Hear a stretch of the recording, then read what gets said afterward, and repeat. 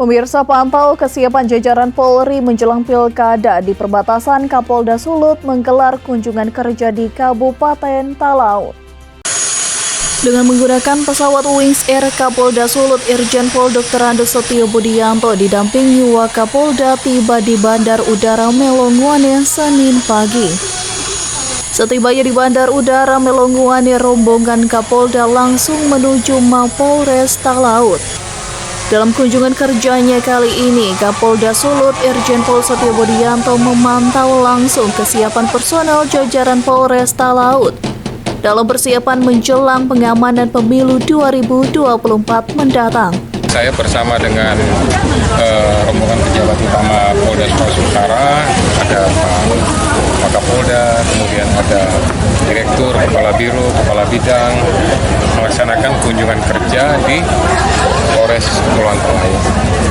Yang pertama tentu tujuan saya ini adalah melihat kesiapan tugas-tugas yang dilakukan oleh seluruh anggota, baik itu di Polres maupun yang ada di Polsek, terutama dalam rangka menghadapi pemilu 2023 dan 2024. Waktunya sudah dekat, sehingga saya menganggap bahwa perlu sekali untuk melihat, mendengarkan langsung paparan, penjelasan dari Kapolres, kemudian melihat juga situasi dan kondisi, termasuk kerjasama. Artinya kegiatan yang dilakukan bersama dengan TNI, dengan pemerintah daerah Kabupaten Kepulauan Talaut, sinerginya seperti apa, soliditasnya seperti apa, solidaritasnya seperti apa, ya, sehingga untuk persiapan pengamanan kami bisa mengambil suatu sikap apa yang harus dilakukan, kekurangan apa yang harus dibenahi, sarana prasarana apa yang masih harus dilengkapi, ya, sehingga nanti pelaksanaan pengamanan betul-betul dapat berjalan dengan baik.